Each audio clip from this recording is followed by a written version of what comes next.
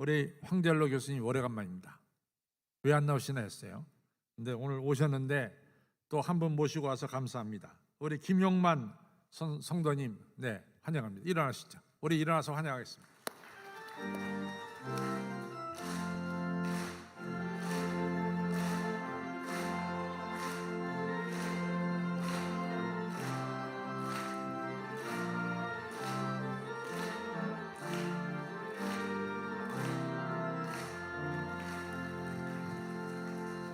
하나님 아버지 감사합니다.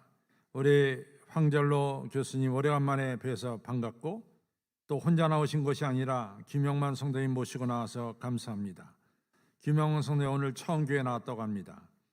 천지를 지으시고 운행하시는 하나님을 만나는 오늘 되도록 도와주시고 나를 위해서 물과 피를 아낌없이 흘리신 예수 그리스도를 만나고 모시는 놀라운 역사가 오늘 예배 가운데 있게 하여 주옵소서. 그래서 우리의 삶을 인도하시는 예수님과 함께 앞으로의 삶을 살아가는 축복된 삶이 펴질 수 있도록 김영만 성도님을 주여 붙들어 주시고 축복하여 주옵소서. 예수님의 이름으로 감사하며 간절히 기도로 싸움나이다. 아멘. 오늘 하나님 말씀을 보겠는데 하나님 말씀은 마태복음 16장 13절로부터 25절이 되겠습니다. 성경을 펼치시고 귀로 하나님 말씀 듣겠습니다. 예수께서 가이사랴 빌립보 지방에 이르러 제자들에게 물어 가라사대 사람들이 인자를 누구라 하느냐 가로되 더러는 세례 요한 더러는 엘리야 어떤 이는 예레미야나 선지자 중에 하나라 하나이다. 가라사대 너희는 나를 누구라 하느냐 시몬 베드로가 대답하여 가로되 주는 그리스도시요 살아계신 하나님의 아들이시니이다. 예수께서 대답하여 가라사대 바요나 시몬아 내가 복이 있도다. 이를 내게 알게 하니는 혈육이 아니요 하늘에 계신 내 아버지시니라. 또 내가 내게 이르노니 너는 베드로라. 내가 이 반석 위에 내 교회를 세우리니 음부의 권세가 이기지 못하리라. 내가 천국 열쇠를 내게 주리니 내가 땅에서 무엇이든지 매면 하늘에서도 매일 것이요 내가 땅에서 무엇이든지 풀면 하늘에서도 풀리리라 하시고 이에 제자들을 경계하사 자기가 그리스도인 것을 아무에게도 이르지 말라 하시니라.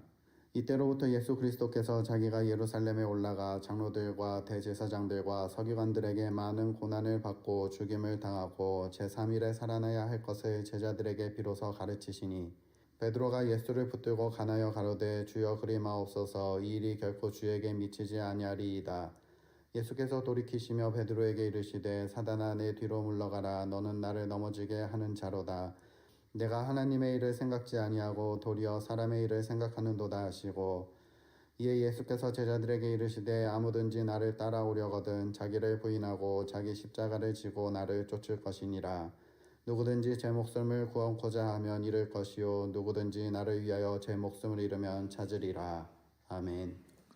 금년 여름에 굉장히 더울 거라 그래요. 기후학자들의 이야기에 의하면은 왜냐하면은 그 북극의 얼음의 이 경도, 이 강도를 보면은 예년만큼 아주 단단하게 얼질 않았다는 겁니다. 그래서 금년에는 북극의 얼음이 조금 약하게 얼었대요. 그걸 보면은 틀림없이 금년에는 아주 더위가 심할 것이다. 이렇게 기후과학자들이 예고하고 있습니다. 얼마 전에 우리나라가 남태평양에 있는 대통령들을 초대해서 모셨습니다. 그런데 아시다시피 지금 기후과학자들의 말에 의하면은 앞으로 향 50년 뒤에 이 해수면의 이 높이가 45cm가 높아진다 그래요.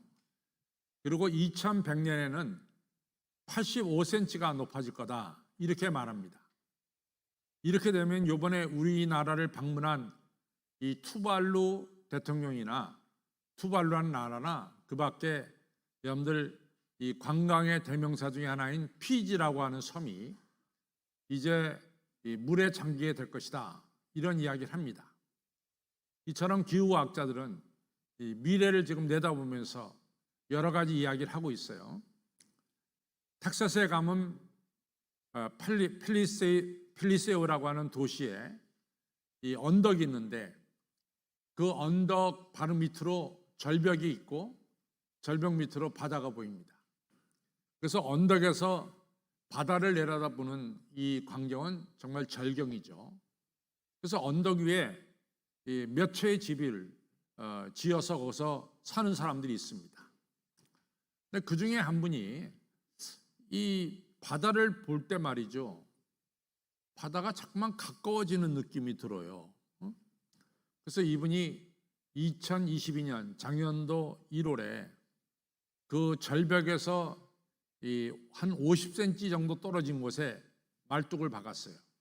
여기서부터 절벽에서부터 이 말뚝까지 50cm 딱 정해놨습니다. 그리고 올해 2023년 1월에 자를 가지고 와서 재보니까 15cm가 줄어든 35cm가 돼버렸어요. 그러니까 1년 동안 15cm가 침식된 거죠. 근데 이런 침식은 이분께서 말뚝을 박아놨기 때문에 15cm 정도가 줄어들었다는 것을 알지, 말뚝을 박지 않았다면 사실은 좀 가까이 보인다 그러지만 얼마나 줄어들었는지를 알 수가 없죠. 그래서 침식이라고 하는 이런 단어를 보면은 서서히 이 파괴시키고 가라앉히는 것이다, 이렇게 사전에서 말하고 있습니다. 침식은 갑작스럽게 이루어지는 것이 아니라 아주 점진적으로 이루어지는 것이고, 또 여러분과 저가 느끼지 못할 정도로 아주 미세하게 이루어지고 있습니다.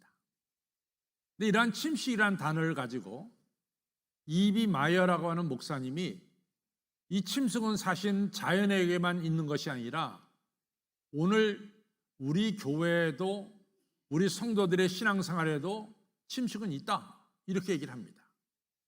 그래서 교회는 갑작스럽게 교회가 이 하얀 곡선을 긋는 게 아니라 점진적으로 교회는 하얀 곡선을 그리고 있고, 또 성도들의 신앙도 이 갑작스럽게 신앙이 없어지는 것이 아니라 신앙이 점차적으로 신앙이 약해진다 이거죠. 그래서 침식이라는 이 단어는 이 자연에도 사용되지만은 정말로 크리스찬인 여러분과 저에게도 이 침식이라는 단어를 좀 정확하게 알아야 된다, 이런 말씀 하셨어요. 제가 이제 미국에 살 때는 더 투나잇 쇼를 누가 진행을 했냐면 자니 카슨이었어요. 내가 미국에서 살 때는. 그런데 지금은 제이 레노라고 하는 사람이 이 더 투나잇 쇼를 진행한대요.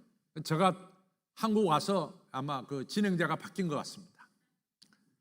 근데 이 제이 레노라는 사람이 좀 천박스럽고 또 과장된 표현을 하기 때문에 조금 부담스럽기도 하지만은, 또 미국 사람들은 이처럼 좀 천박스럽고 과장스러운 표현을 하는 제이 레노의 진행을 좋아해가지고 또 많은 사람들이 제이 레노의 이 프로그램을 시청하고 있습니다. 근데 이 제이 레노가 하루는 이제 교회 앞에 서서 주일날 예배를 끝나고 나오는 교인들하고 인터뷰를 했어요. 그래서 그 인터뷰가 방영됐는데 그게 너무 재밌는 인터뷰예요. 그러나 슬픈 인터뷰입니다. 첫 번째 교인한테 성도님, 아담과 이브에게 자식이 있죠. 자식의 이름이 뭐죠? 이렇게 물어봤단 말이죠. 그랬더니 이 첫 번째 성도가 그 질문을 받고 골똘하게 생각하더니 자기가 생각엔 자식이 없다고 생각된대요. 그랬더니 제이 레노가 아닙니다. 자식이 있는데 큰아들 이름은 가인이고 둘째 아들의 이름이 뭡니까? 이렇게 물어보니까 이 첫 번째 성도가 한참 생각하더니 모르겠습니다, 이렇게 대답해 버렸어요. 그 다음에 제이 레노가 다른 두 번째 성도한테 아브라함을 아시죠? 그랬더니 네. 아브라함의 조카 롯을 아시는지 모르겠어요. 근데 아브라함의 조카 롯이 소돔을 빠져나올 때 이 롯의 처가 무엇이 됐습니다. 무엇이 됐습니까? 이렇게 물어봤어요. 그랬더니 두 번째 성도도 한참 생각하더니 알았습니다. 천사가 됐습니다. 이랬다는 거예요. 그럼 그 다음에 이제 세 번째 성도한테 물어봤습니다. 예수님의 제자가 12명이죠. 그런데 예수님의 제자 중에 아시는 분이 있습니까? 그랬더니 그 세 번째 성도는 베드로 이렇게 대답한 거예요. 베드로를 맞췄어요. 그 다음 제자가 또 누굽니까? 했더니 그 다음은 못 맞히는 거예요. 베드로 외에는 생각이 안 나는 거예요. 그래서 이 제이레노가 장난기가 발동돼 가지고 혹시 비틀즈의 멤버를 아십니까? 그랬더니 존 폴 하면서 4명을 다 되는 거예요. 그러니까 비틀즈의 멤버 4명은 다 외우는데 예수님의 제자는 베드로밖에 모릅니다.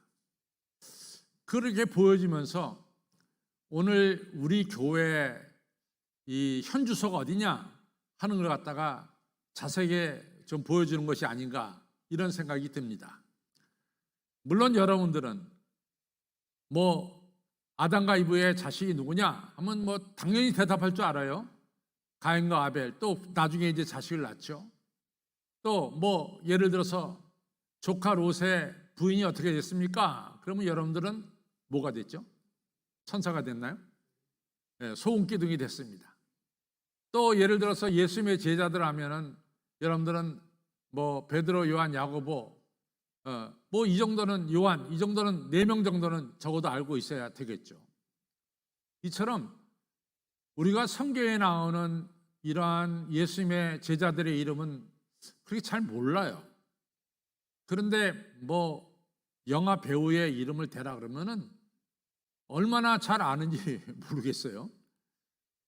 참 그래서 제가 이제 그런 걸 보면서 참 우리가 성경에 대해서 주일날 많이 듣고 있지만은 사실은 성경 말씀이 우리 마음속에 정말 새겨져 있느냐라고 물어볼 때 참 의심스러울 수밖에 없는 거죠. 여러분, 그 C.S. 루이스가 스크루테이프라고 하는 글을 썼어요. 근데 그 글에서 뭐라고 나오냐면은 지옥으로 가는 길은 너무 평탄한 길이라는 거예요. 그 길은 구부러지는 것도 없고 어려운 게 없다는 거예요. 아주 지옥으로 가는 길은 너무 쉽다는 거죠. 그리고 지옥으로 가는 길의 특징은 이정표가 없대요. 지금 어디로 간다? 그거 갖다가 표시해주는 이정표가 없다는 겁니다. 여러분, 우리가 신앙이 침식하는 그 길에는 이정표가 없어요. 그러나 여러분과 저가 이 신앙적으로 더 우리가 굳건해지고 더 우리가 그리스도를 닮아가려면은 우리의 신앙의 길에는 목표가 있어야 되고 이정표가 있어야 됩니다. 교회 창립 46주년을 맞이해서 우리 교회가 어떤 이정표를 세워야 될까? 여러 가지 생각이 있었지만은 저는 우리 교회는 믿음의 반석 위에 서는 교회가 되자. 이것이 창립 46주년의 하나의 이정표로 저는 정했습니다.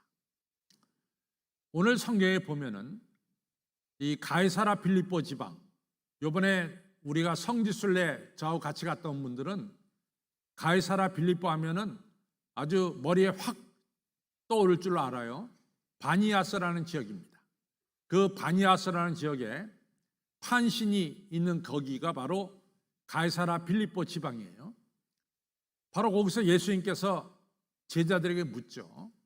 야, 사람들이 나를 누구라 하더냐? 이렇게 물어보니까 엘리야, 예레미야, 세례요한, 또 그중에 선지자 중에 한 분이라고 말하고 있습니다. 그때 예수님께서 그러면 너희는 나를 누구라 하느냐? 이렇게 물어봤어요. 그때 베드로가 나서서 주는 그리스도시요 살아계신 하나님의 아들입니다. 정답을 얘기했어요. 마태복음 16장 16절. 그때 예수님께서 정말로 감동하셨어요. 그래서 하시는 말씀이 바 요나 시몬아, 다시 말해서 베드로의 본래 이름은 시몬입니다. 베드로의 아버지의 이름은 요나예요. 그래서 바 요나함은 요나의 아들 시몬아, 베드로죠. 이 진리를 내게 알게 하니는 내 혈육이 아니라 하늘에 계신 아버지께서 알게 했어. 그러시면서 하는 말씀이 너는 이제부터 베드로야, 넌 반석이야, 이런 얘기를 합니다. 그러면서 말씀하시기를 내가 반석 위에 내 교회를 세우리라. 음부의 권세가 이기지 못하리라. 아주 중요한 말씀을 하셨습니다. 여기서 우리가 눈여겨봐야 될 것은 교회라는 말을 최초로 사용하신 분이 누구냐? 예수님이에요. 내 교회라는 말을 예수님께서 마태복음 16장에서 처음으로 사용하십니다. 내 교회를 반석 위에 세우리라. 반석 위에 세우겠다 그랬어요. 그래서 이 교회는 바로 누구의 교회냐? 예수 그리스도의 교회입니다. 우리 한신교회는 누구의 교회냐? 예수 그리스도의 교회입니다.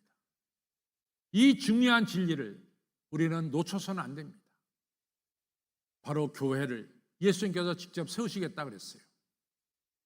사실은 우리가 이 동네가 하도 주차하기가 어려워서 이 예배당을 세울 때 저는 지하 6층, 지하 7층까지도 파고 들어갈 생각이 있었어요. 왜냐하면 주차 문제를 해결하기 위해서 그냥 더 파고 들어가서 주차를 좀 공간을 마련하려고 했죠. 물론 주차장 지하 주차를 한 층 한 층 더 내려갈 때마다 공사비는 배가 됩니다. 그러나 하도 주차 문제가 심각하니까 아주 파고 들어가려고 그랬어요. 그런데 우리 교회를 조사해 보니까 23m, 지하 23m에 반석이 나오는 거예요. 그래서 주차장 입구에도 파보니까 밑에 반석이고, 또 이 뒤에 가서 파보니까 또 역시 반석이고, 또 가운데서 파보니까 또 반석이에요. 그러니까 지하 23층에는 어마어마한 큰 바위가 이 밑에 있는 거예요. 그래서 이거 지하 23m 이하는 더 파고 들어가지 못한다. 그래서 23m까지만 팠어요. 그래서 지하 5층이 된 겁니다. 우리 교회는 실제적으로 어디에 서 있습니까? 반석 위에 세워진 교회예요. 근데 교회 건물만 반석 위에 쓰면 안 된다 그 말이에요.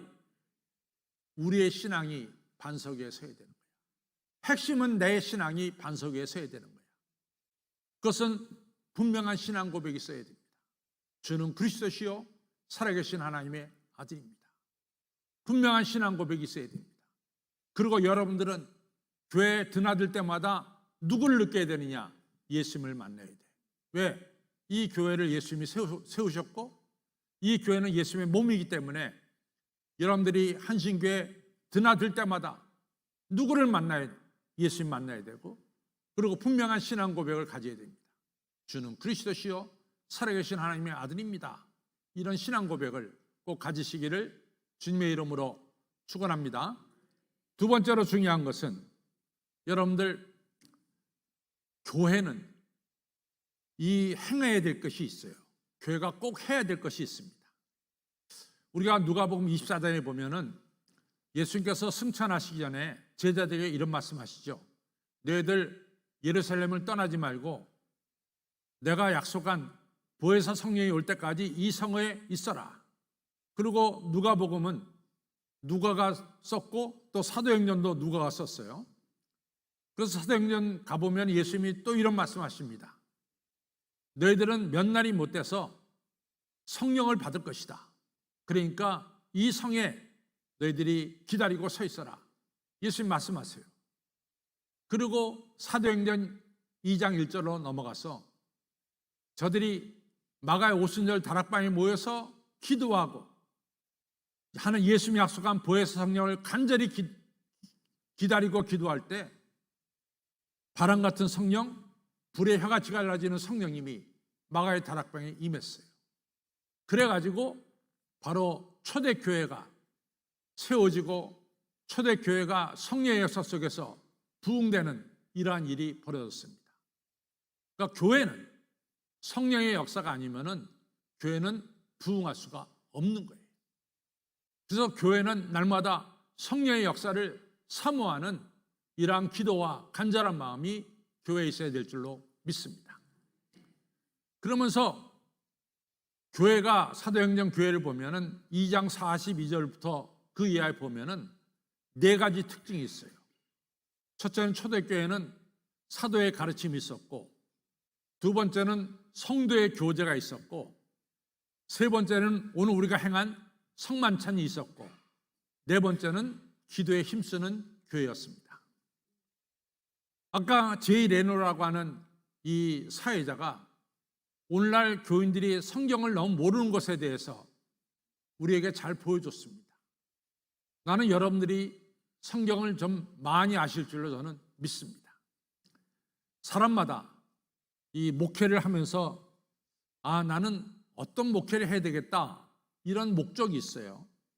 근데 저한테는 분명한 목적이 있는데, 그것은 뭐냐면은 내가 목회하는 교회 성도인들한테 나는 웬만하면 성경 전체를 좀 보여주는 이런 목회를 하고 싶다. 이것이 제가 사실은 1978년부터 목회를 시작할 때부터 제 마음속에 있었던 거예요. 저는 웬만하면 성경 전체, 마태복음 하면 1장서 28장까지, 창세기 하면 1장서 50장까지 좀 전체를 좀 보여주고 싶은 마음이 저한테 강렬했습니다. 그래서 제가 전에 있었던 교회도 그렇게 했고, 미국에서 목회할 때도 성경 전체를 한 권 한 권씩 이같이 성도님들에게 말씀을 나눴죠. 한식교회 와서 제가 수요일날 저녁에는 구약에 대해서 쭉 설명해 나가고, 또 새벽 제단에는 제가 신약을 쭉 말씀해 가고 있어요. 최경자님 그걸 아시는가요? 박재능 원생 아시는가요?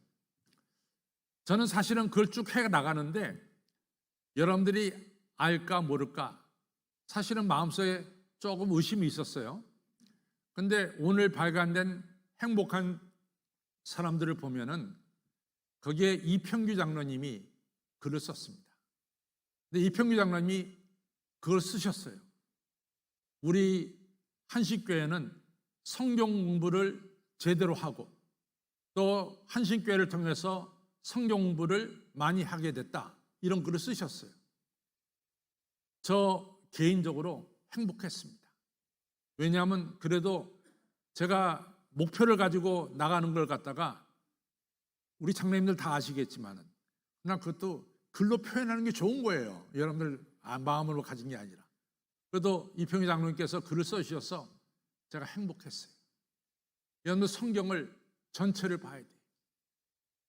한때는 우리가 큐티라 그래갖고 한 절 두 절 가지고 뭐 그날의 경건의 삶을 산다 그래서 한 절 두 절 가지고 살펴보는 경우가 있어요. 물론 그것도 좋습니다. 더 중요한 것은 성경 전체가 우리에게 뭘 말씀하시는지 그것을 아는 것이 중요해요. 성경의 맥을 우리가 붙잡는 게 중요해요. 그래서 교회는 사도의 가르침을 받아야 돼요.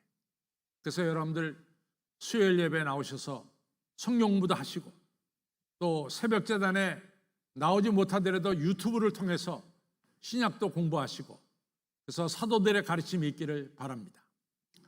또 성도의 교제가 중요해요.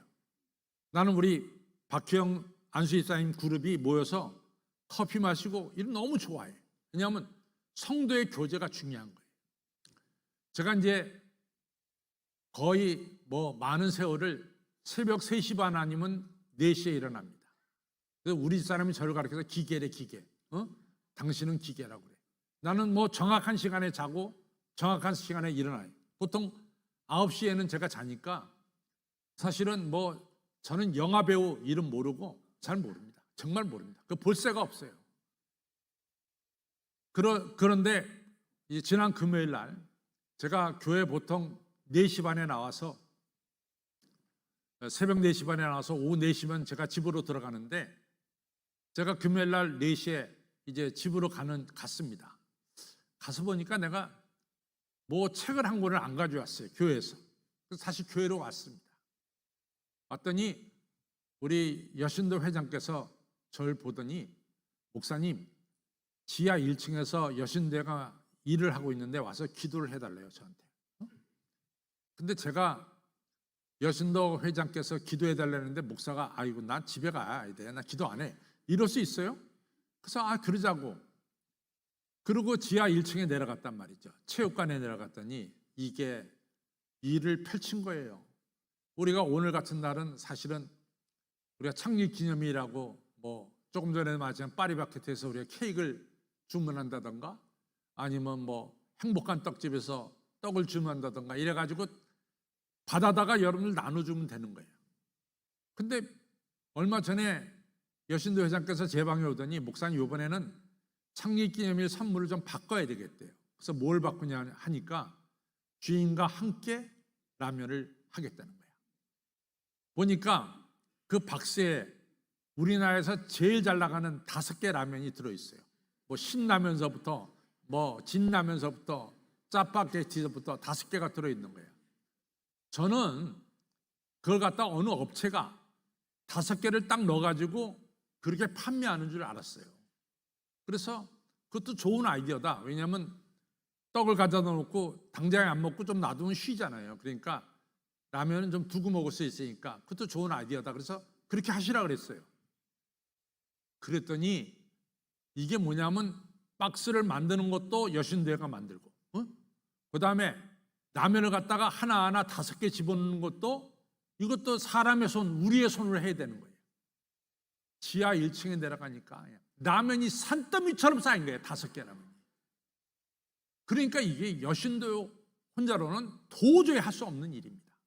그러니까 그냥 그 앞에 여신도원들 쫙 섰고 또 그 앞에 우리 부교역자들 다 섰고 교직원들 다 서가지고 그걸 갖다가 지금 채우는 거야. 근데 거기 나보러 와서 기도하래. 그래서 내가 기도했어요. 근데 내가 갈 수 있어요? 못 가지. 제대로 붙잡혔다고. 그거 보고 못 가겠다구만. 그래서 거기서 거의 끝날 때까지 같이 일을 했습니다. 근데 제 마음은 기뻤어요. 왜? 성도들이 함께 어울려서 이러한 작업을 하는 것이 저는 기뻤어요. 여러분들 잘 되는 교회는 첫째는 사도의 가르침이 있어야 돼. 두 번째는 뭐가 있어야 돼? 성도의 교제가 있어야 돼. 세 번째는 뭡니까? 성찬식에 참여해야 되는 거예요. 네 번째는 뭡니까? 기도하는 교회가 돼야 돼. 바로 그런 교회가 반석 위에 세운 교회입니다. 세 번째로, 첫 번째 반석 위에 세운 교회는 교회 드나들 때마다 누구 생각나? 예수님. 그 다음에 신앙 고백을 바르게 해야 돼요. 두 번째 뭡니까? 바로 사도의 가르침, 그 다음에 성도의 교제, 그리고 성만찬, 그리고 기도가 있는 성령 충만한 교회가 돼야 돼. 세 번째 뭐냐? 여러분들 아시다시피 지금은 이스탄불이지만은 예전에는 그것이 콘스탄티노플이었어요.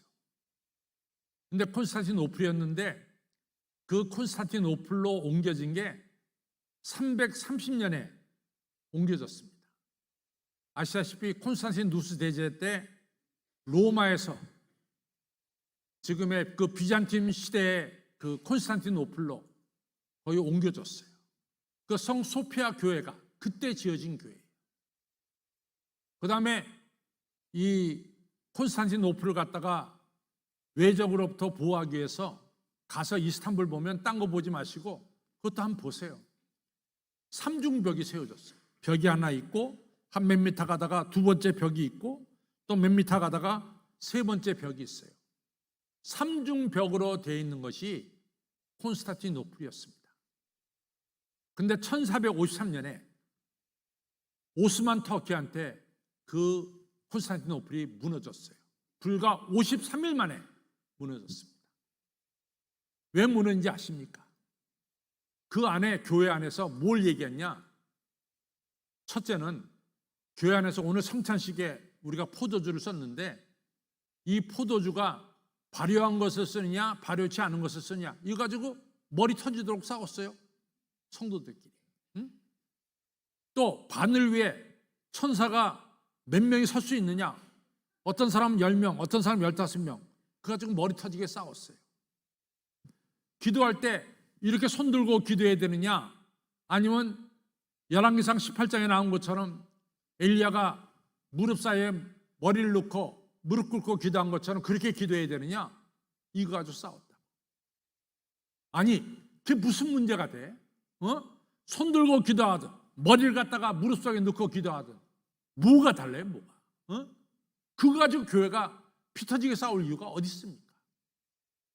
그러다가 싸우다 보니까 한쪽이 지니까 진 쪽에서 오스만 터키에 가서 일러줬어요. 뭐라고 일렀느냐?